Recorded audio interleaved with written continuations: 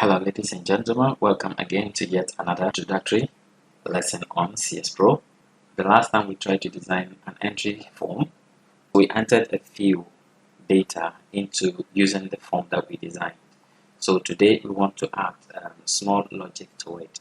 So to get the logic view, we'll have to go to view and then pick the logic, or the shortcuts are there, Ctrl+L, and that will give you the logic view. When you click the very first title that you can see here, that will display all the logic that you have in this particular one. So for us, we are going to just go and then pick them one after the other and try to learn how to program each of them. Each of these, if you understand the SAS language, you will know that this prop is simply a procedure. So procedure on these names. So let's start with the signature column and our first name and last name columns. So what I want to do is, the last time we actually entered our initials as signature. Today, what we want to do is to actually ask CSPro, do not allow anybody to touch this field, because I want to fill it with the initials of the first name and the last name. So either you use the very first letters or you use a number of them and combine with the last name.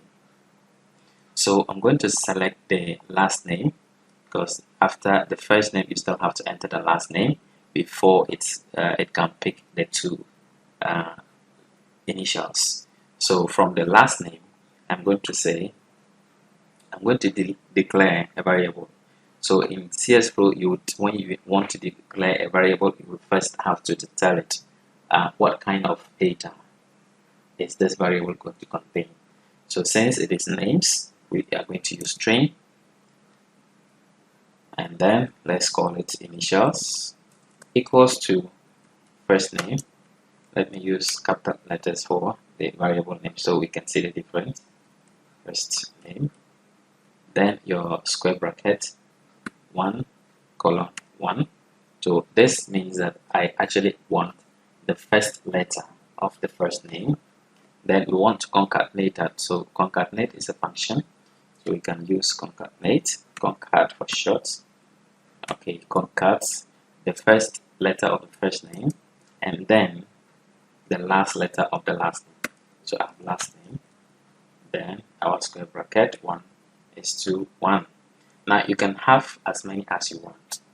Let's say you want to 2, 2, 3, 3 to make it lengthy, but then you will have to be mindful of whether the signature column you design it to accommodate so many characters.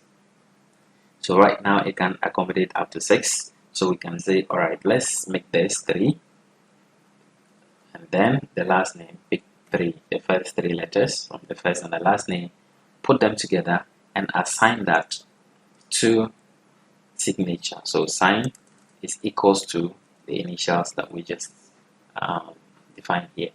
So let's try to run this and see how it goes before we come back.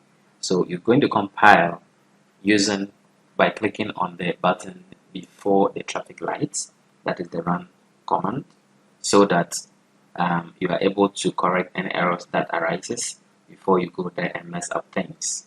So I click on the compile and you see at the bottom here, compile successful.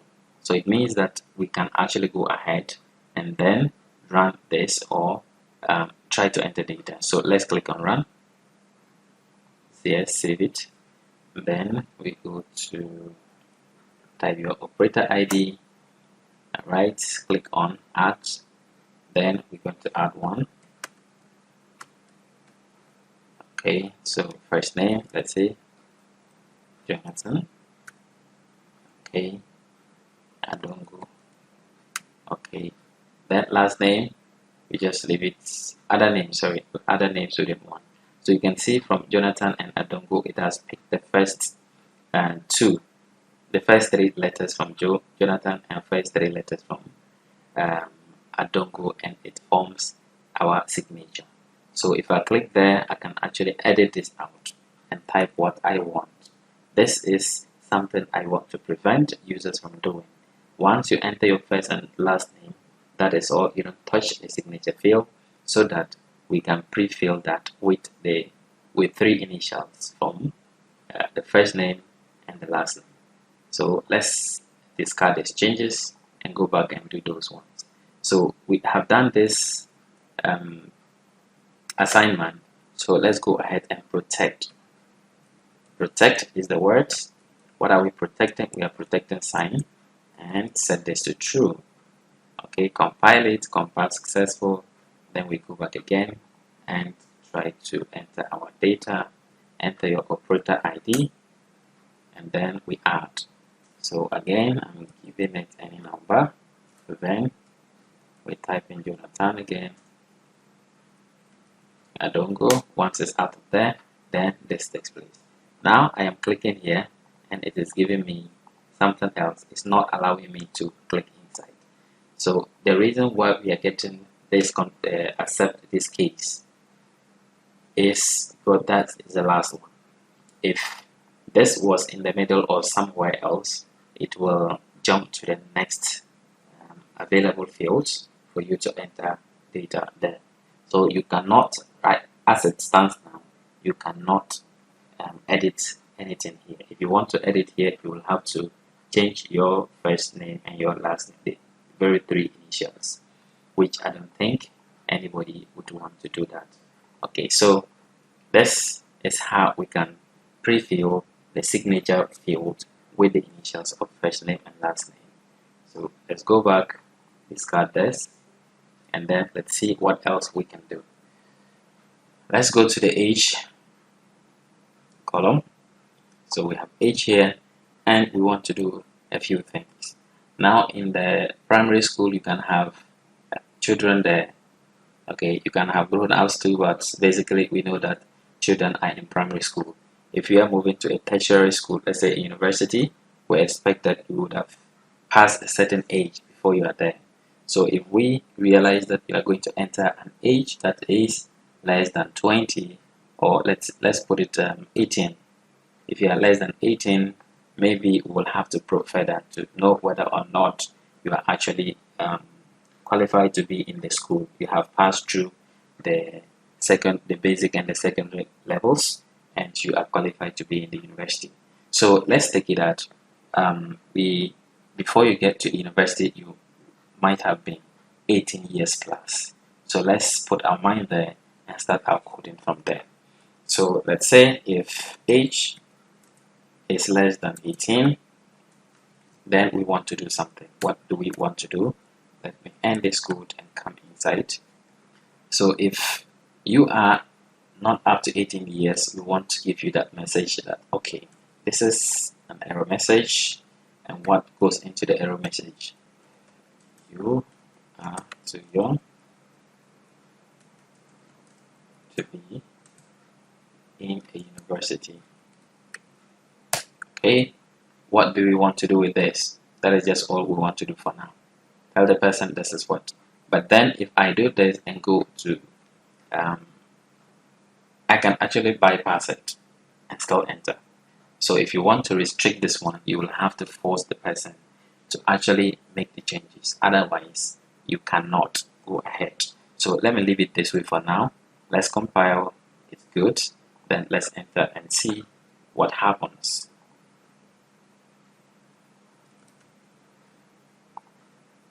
Okay. So Jonathan again is the name. Don't go last name, we don't want that. So let's say this is ACIM. Good. And then the age we want to put 17 or 16. And the problem here, the message comes up, you are too young to be in a university. I click on that, then you can see that it allows me to move. I can enter a phone number and actually continue. That we don't want to do. So if you are too young to be in a university, then we should be forced to change this one to satisfy the age range. So let's discard this again and go back and tell CSPro, tell the person to re-enter the value. Okay, so this is the keyword for re-enter. operator ID. Okay, so I'm just going to use this one and change this to something that is less than. Then you have the message here, you are too young to be in university. Then when you click on that message, you see that it goes back to the age field. It doesn't move to the next one. So you are prompted to make the changes before you can move. Let's say 14 is still too young. If 17 is too young, then definitely 14 will be too young. So 18, and 18 allows us to go on. Now, this is not the only thing that we can do. If you say the person is too young, do you continue or do you go back? So let's put something here. So select, and in the select, we want to give the person options. So continue, and if you are going to continue, then we are going to go to the next field, and the next field is phone number. So allow the person to go on. So phone number, or you re-enter.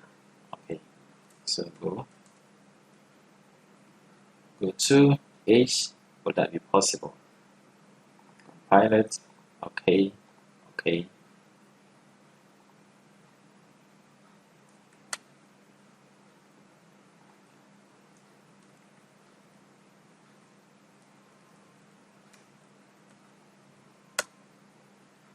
So jump this hills and just go to our age, and then put a minor there. Then this comes continue. Then we can continue to enter. Otherwise, if we come to enter wrongly, then this comes, we say go to, then it stays right back there. So we have to make the corrections. Otherwise, we can go. So keep changing, and we keep staying there until you have something that is the. Again, you can't restrict this one too. If you are 60 years, okay, discuss. We can add another condition here to the age. Okay, if you are less than 18, we'd say you are too young to be in the university. And let's put and close that. Or if age is greater than, let's say 30. Oh, yes, let's say 30. We're just making this up. Okay, we have a lot of people in the university, 30 years and more, so many of them. So it's just for us to appreciate what we want to do. So here, let's say change this language. Now, let me introduce you to another message form. You can actually use numeric and type your message down here. You can see that below the logic, you have the compile, where the compiler will provide you the message, whether it's successful or there is an error. Below there, you have the compiler output and the message. So we can actually have this message that we want to type, all of them here. So this is how we can actually have one message running through all of them without us having to type them. You just have to remember the code that corresponds to the error message that you want to display. So let's say this is 10. So I put here 10. Okay, so what message are we going to type for 10? You cannot be in a university. Okay, either you are too young or too old. Okay, then we allow CSPro to provide the name of or the number. Okay, we allow it to provide the number. Okay, so I'm going to say this, comma, then I put the age inside there. Then you choose to continue or you choose to go back and correct the age. So let's compile this and try our code again.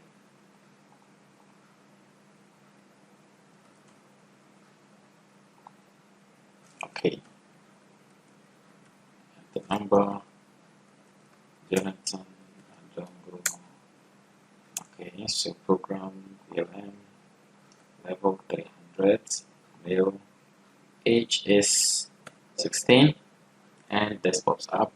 you cannot be in the university. Either you are too young or too old, and the age we entered pops up. Okay, so if we continue, say continue, it goes to the phone column, phone number column, that we can continue entering. If we say go back here, so we can actually go back to the same field. So another way to say go back to the same field probably is to say, okay, re-enter the value. Okay, re-enter age, something like that. All right. So whatever it is, whatever message you want to display to your user, this is how you can put it there. So this is simply a combination. We tried less than 18. Let's try it more than 30. We didn't try that one. So let's try it more than 30 and see whether or not we will have the same problem or error message. Okay. Okay, let's just move to our age column and say we are 50 years. And yes, the same message comes. Continue entering, okay. Or you go ahead to change the age from here. Alright. So this is basically how we do the coding. If you have any questions or you have a better suggestion to coding these ones, please let us know. And take note that this is an introductory level and we are still learning in the learning process. So one thing at a time. When we get to the difficult ones, we will cross. Thank you and see you in another video.